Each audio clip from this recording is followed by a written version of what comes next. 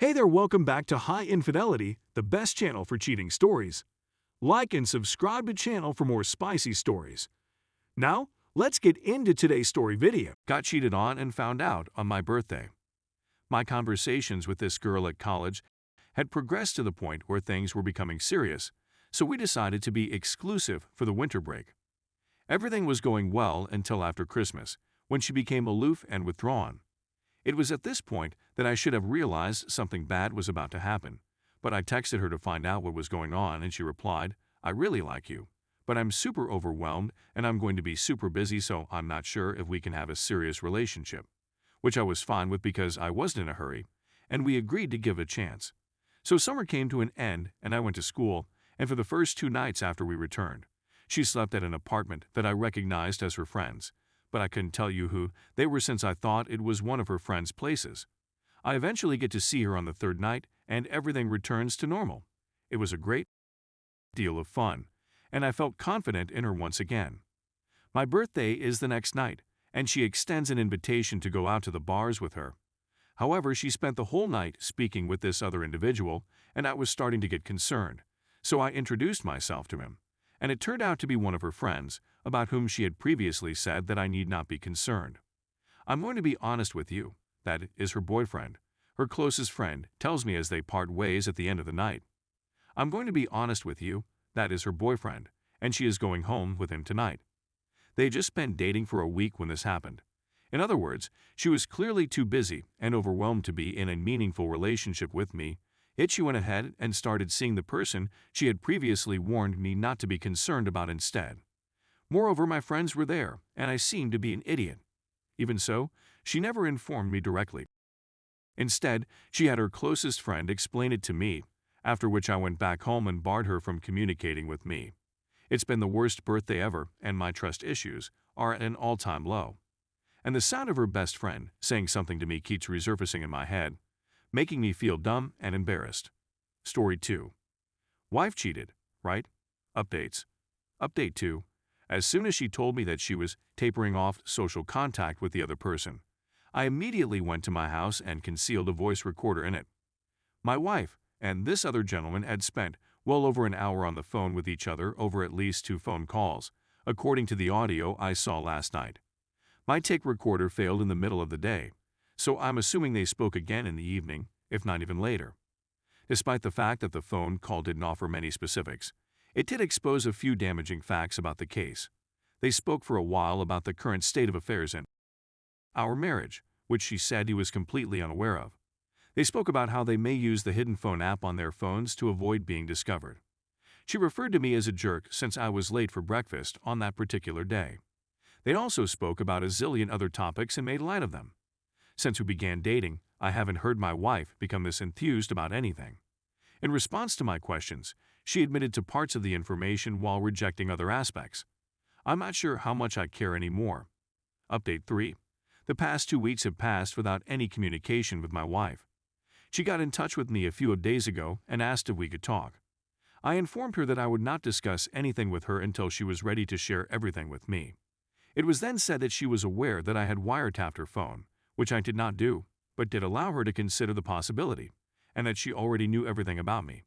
I told her that I needed to hear it from her on the record. She ultimately agreed to sit down with me and tell me everything she had to say about her life. She came to my house and said that she had a relationship with the other person and that it had been going on for 6 months.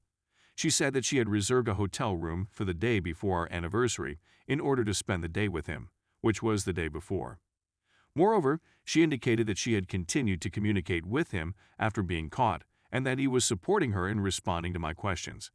She states that she has finished her connection with the other man and is now focusing only on our relationship with each other.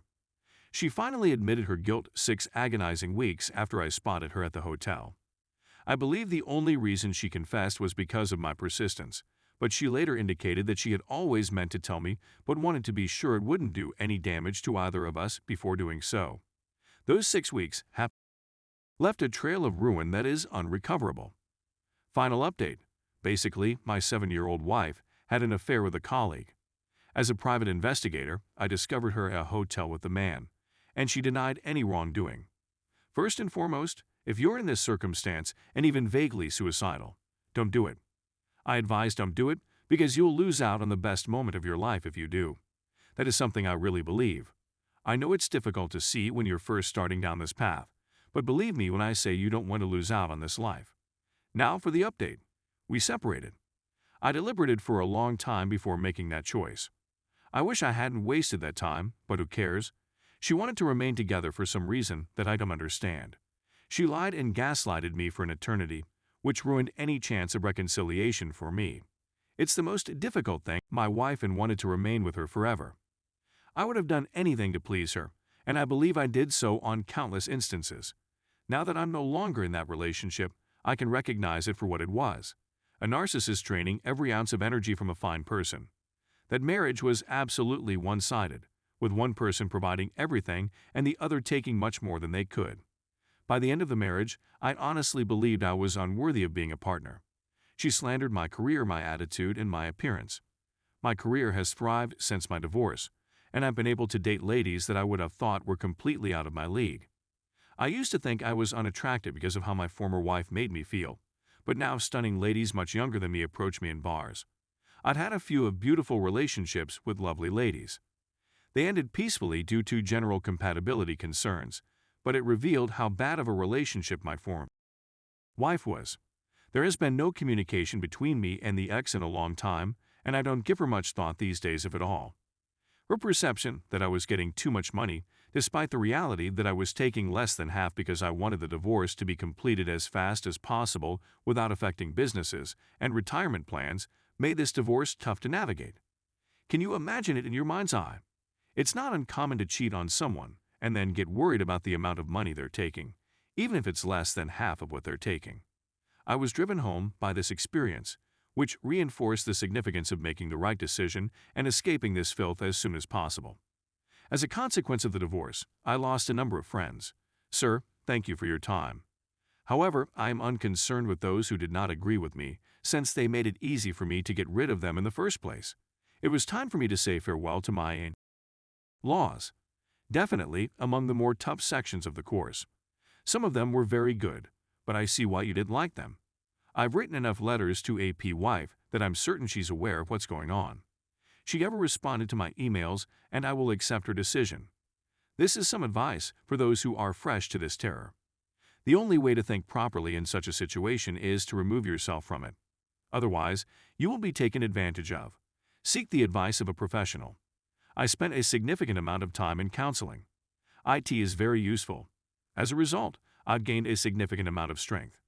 Surrounding oneself with friends and family should be done whenever feasible.